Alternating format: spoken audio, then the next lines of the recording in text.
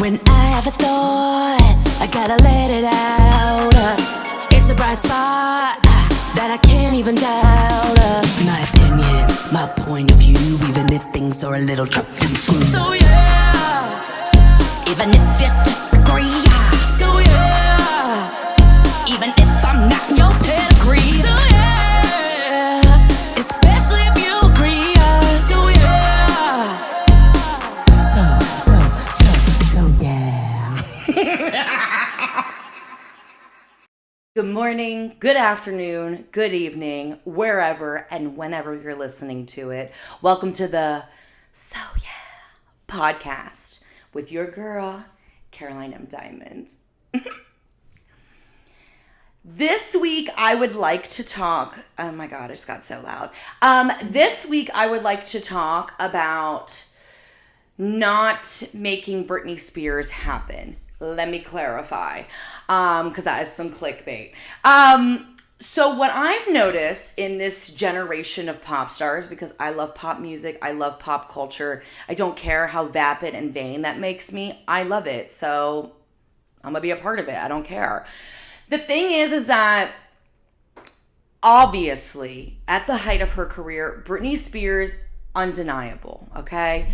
Girl next door, dancer, singer, and you know what? I don't care if you sing live. I really don't. As long as you sound good on stage, lip sync for your life, okay? Get out of here, fly. And, you know, obviously the industry, like, completely ruined Britney Spears and, like, the media, and, like, it's so sad. I've watched all the documentaries. I read her book. Her book was terrible. And, you know, just to see what happened to her is really just, like, such a travesty. And it's so sad. And the mental welfare and warfare. Mental warfare? Yeah, mental warfare? Yeah, I think that's right. Anyway, and like just to see like her literally spinning out on social media, like do I laugh at some of those posts? Yeah, but like it makes me really sad. Anyway, what I've noticed about like this new crop of pop stars and like the labels and stuff, everybody wants to make the next Britney Spears happen, okay? They're trying to push Tate McRae on us to be the next Britney Spears. Not quite. I'm sorry, it's just not quite. Is she good? Is she talented? Yes, of course. Like, obviously. Did you see that scorpion into that back bend? Of course she's talented. But she's not Britney Spears. And everybody's just trying to be like I see comments all the time like, oh, she's the next Britney Spears. Oh, no, she's not. Why are labels trying to push the next Britney Spears on us? Like, why can't people just be authentically themselves? And if we're being really, really real, who is Britney Spears' inspiration? Who, as she said in interviews when she was younger, Janet Jackson. So what we really should be emulating is Miss Janet Jackson. And what does that mean is that we need to get in rehearsals. The girls don't want to rehearse, and it shows. It shows. I can tell when something is thrown together in a weekend. I can. And you know who's not doing that recently of the new girls? Doechii. And that's why her Grammy performance was amazing. And dare I say, and dare I hear, Emmy nominated my son, my little baby. He's not even little. He's so much bigger than me now. Robbie Blue. Congratulations to Robbie Blue for being nominated for an Emmy because rehearsal works. And you could tell in that performance they rehearsed it, okay? So anyway, I'm tired of people trying to make the next Britney Spears happen. Just be you. Hit the step if you can dance. Clarify only if you can dance. And if not, then work on artist development. Get in the studio. Janet Jackson is in her 50s and she's still in dance rehearsal. Get in the studio. Learn your counts. Again, run it again. I need you to be in there for 8 hours. If dancers are in there for 8 hours, so should you. I don't know. I'm just saying. So yeah. Within celebrities, I think that what we've been seeing over the past, I would say like 5 to 8 years, is the height of veneers.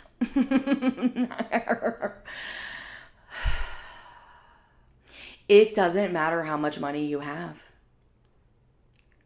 Bad veneers can happen to you. Okay? Why are these celebrities who are so wealthy getting the worst looking veneers? You know who makes me so upset to see?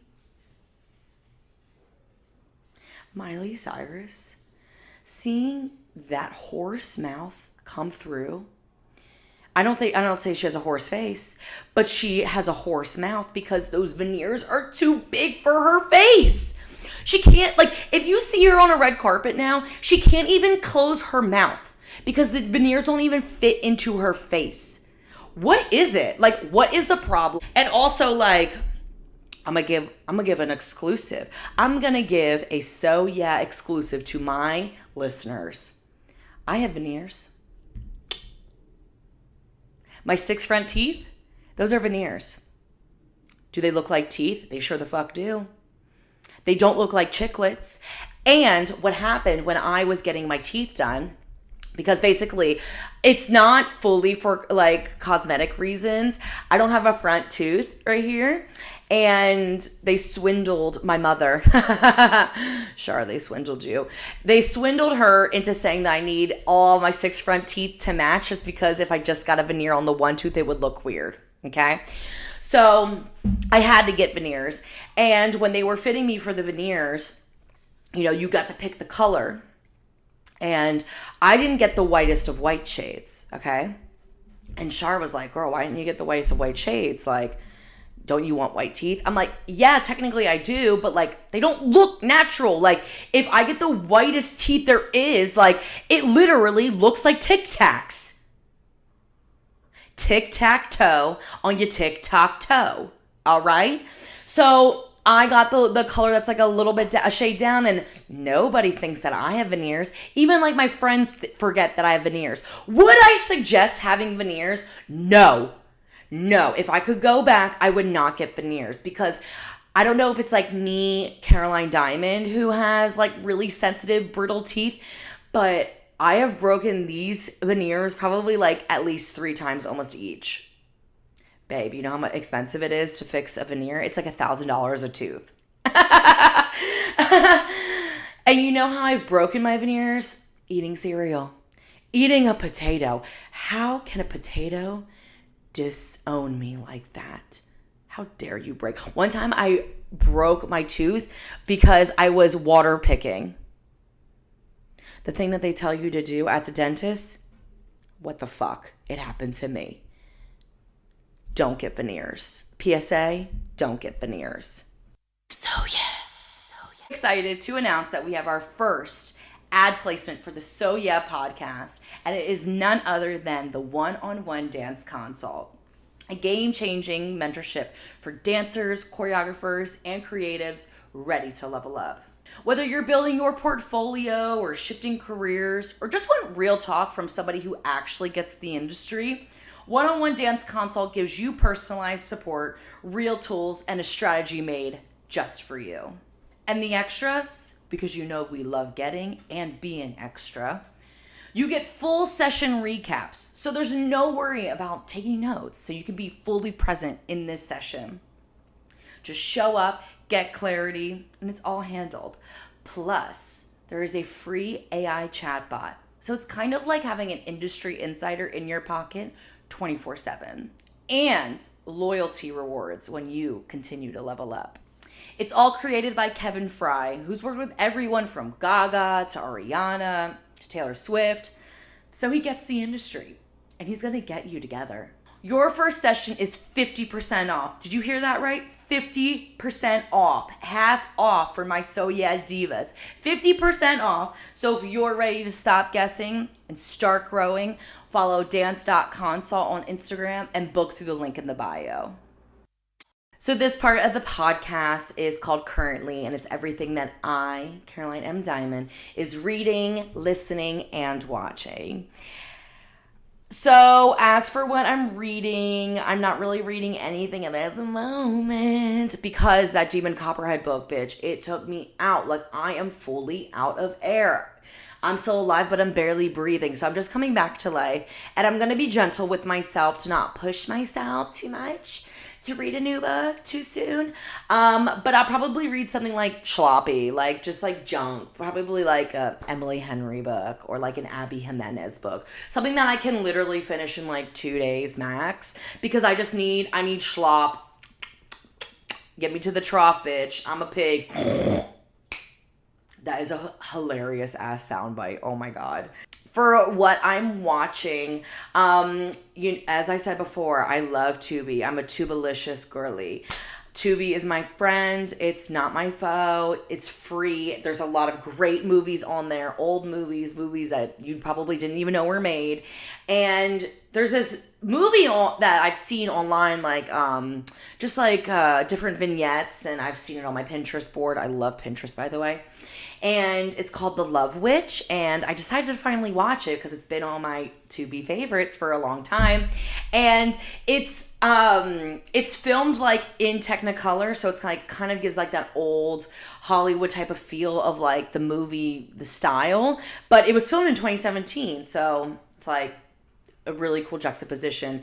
And woo girl. My Libra ass was like, oh, I love this. I was screenshotting so much stuff. And literally, as I was watching it, I was going into Pinterest and going like, girl, add, save, my saves.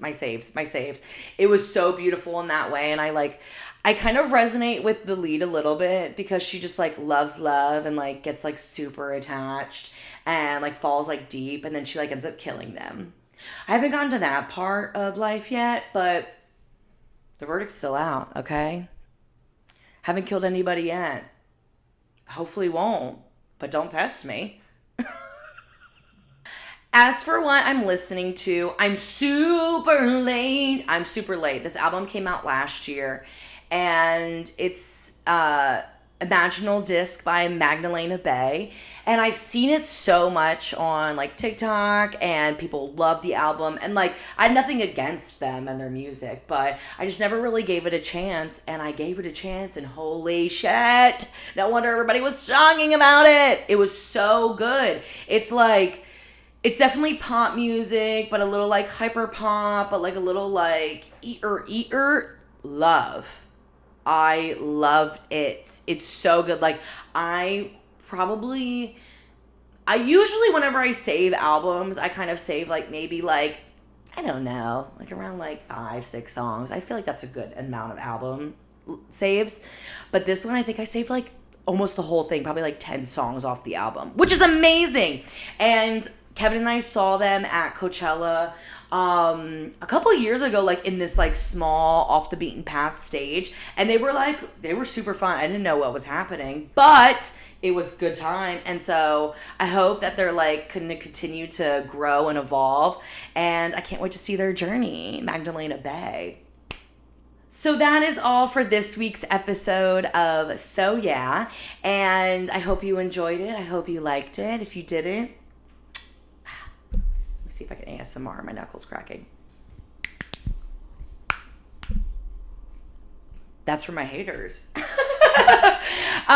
This episode is sponsored by 101 Dance Consult. So get your 50% off your first session so Kevin can get you together. You have things on your to-do list. You've been wanting to do these creative goals, these creative visions. Make it happen. This is the time for it to happen. Capitalism is falling. The government is falling. The world is ending. So you might as well do your creative shit now. You might as well. That's what we're supposed to do as artists here. We're supposed to make the dreams happen. So get it going. 101 Dance Consult at dance.consult on Instagram. And I'll see you next week for So Yeah!